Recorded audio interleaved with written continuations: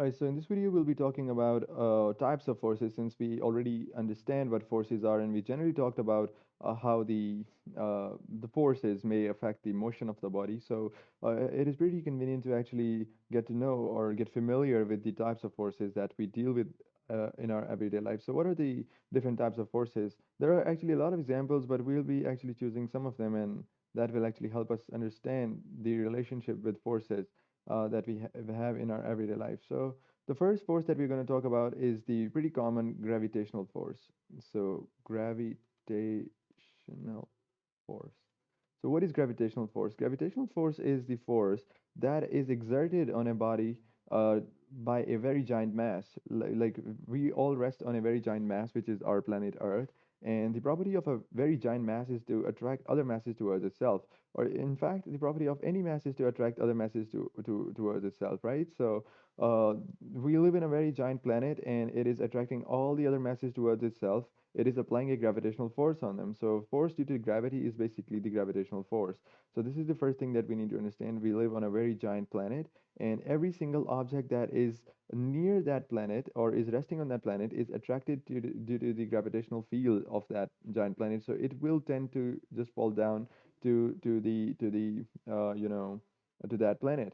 In fact, this little mass that is attracted towards this giant mass is also exerting some gravitational force on this very giant mass, but the magnitude of the gravitational field of this small mass is pretty tiny. So we neglect that. It does not show any significant effect, but this giant mass is having a huge gravitational field, and that is why it is attracting the small mass towards itself. So we see a significant change of motion of that small object, and we observe that in the form of that object falling towards that giant mass, which is the planet, right? So this explains why things fall down to the surface of the earth whenever we drop them or whenever we throw them upwards, right? So this is the first force, and we since we're going to link this to the previous video, the concept that we discussed in the previous video, that uh, force always causes the change in the motion. So whenever we just drop something from our hands, it always falls down. So there's a change in the motion that we observe, and the reason that it happens is the force of gravity that is pulling it downwards. And once again, we see a force causing the change in the motion of something, right? So that is the first force, and the next force we're going to talk about is the normal force. You might not be hearing this for the first time, but some of you might be. So let's actually discuss what is a normal force. A normal force explains why an object is staying at rest position, right? So for example, we can talk about a, solid surface, and we can talk about something that is resting on that solid surface, and we can see, for example, this is a table, right? So this is a table and a ball is resting on the table. We can observe that this ball is having some weight, so it is under the influence of gravity, but it is not going downwards. Like this ball that we left in the air openly was falling down. This ball that is on the table is not falling down. So, how does the concept of forces explain this thing? Although we know that, okay, it is resting on the table, that is why it is not falling down. But how does the concept of forces technically explains it? The concept of forces says that the ball is okay, no doubt, under the influence of gravity, but this table is a very rigid surface, and for a thing to be at rest position, we need to achieve an equilibrium. So we must explain that the surface of this table, since it is rigid, it has to apply an equivalent force in the opposite direction in order to cancel the effect of the force of gravity, which is the weight. And we call that force that actually applies an equal and opposite effect to this initial force of gravity, the normal contact force. So this is the normal contact force, and this is applied to the ball by the surface that it is resting on. So this concept is pretty much in detail explained by the Newton's third law, which we'll be actually talking about in another video, right? So the next force that we're going to talk about is the frictional force, which is pretty common, and you must be hearing this, in everyday life. So let's talk about a frictional force.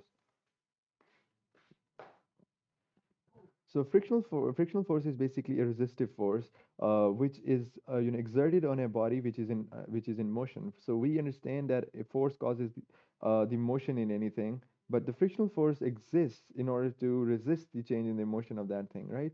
So if frictional forces did not exist ever, then objects would forever be going in some sort of motion, right? So you can understand it this way. You can just hit a ball across a surface, and it will, it will tend to roll down that surface. But what actually stops that ball and it does not actually end up going forever in that direction is the force of friction. Since it is in contact with the ground, it has some molecules rubbing against the molecules of the ground. So what is happening is that due to the collision of those molecules, due to the contact of those molecules with the molecules of the ground, there is a force of friction which is produced because of the collision. So collision actually results in the an opposite an induction of an oppositely generated force which is in opposite direction, right? So it tends to stop the motion of the ball because you can also observe a lot of other changes, like the heat would be produced, the surface would eventually get a little bit warmer than it was before. So why does this happen is because if you see it in microscopical level, you would observe the molecules rubbing against each other and they will tend to stop. So this sort of creates an opposite force that actually sort of stops the object moving in the direction that you initially uh, applied the force into, right? So you apply the force in the rightward direction, but then you observe the ball to eventually come to a stop. So there has to be a force that was actually exerted in the opposite direction, which was provided by the contact, by the contact of the ground. And you can observe the similar thing when you throw a ball in the air or horizontally into the air, and you see that the ball actually, okay, it although goes down, but it also reduces its speed. And the reason that this happens is because there is air like around the ball, and air molecules provide that contact or rubbing with the ball, and they actually provide the force of friction. So friction is basically the resistive force which actually tends to stop the motion of the body, right? So frictional forces and resistive forces come in many different types, but generally you need to understand that it is the resistive force that tends to stop the motion of the body. It acts in the direction opposite to the motion of the body, right? And the next force that we're going to talk about is the tension force, right? So these forces are not the subject right now, but we'll be actually discussing them in the upcoming topics. But it's good to have an understanding or a familiarity with these types of forces.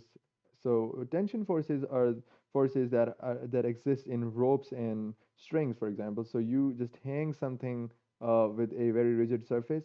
The ball is having some weight, but it is still not going down. So there is no rigid body under the ball that is providing a contact force. So in that case, what actually makes the ball stop is the tension that is now developed inside the string. So there is tension force inside the string, which is actually stopping the ball from going downwards. So it is acting in the opposite, which is upward direction, right?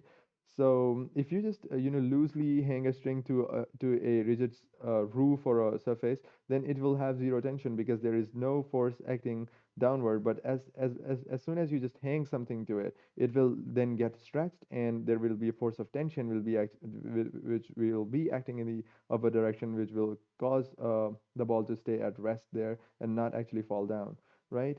And the last type of force that we're going to talk about is the spring force. And you can guess what spring force is by its name, that whenever we have a spring and we compress that spring, right? We now compress that spring. So now the force actually has the spring actually has a tendency to do work. It has a potential to do work, so it has the elastic potential energy stored in it. But if you just, for example, put a ball on that spring and you just let the spring loose, the ball will actually go up. So the force that actually makes the ball go up, or the force that actually causes the change in the motion of this ball, is the spring force. Similarly, if you just don't compress it, you just stretch it, it will again have the elastic potential energy to actually make some work to be done, right? So the force that is right there stored in the spring is the spring force. So we'll be actually talking about all these forces in more detail in the upcoming chapters, but this was a video that actually helps you understand or get familiar with the types of different various forces that lie all around us in our everyday life. So I hope this actually helps you understand the types of forces better.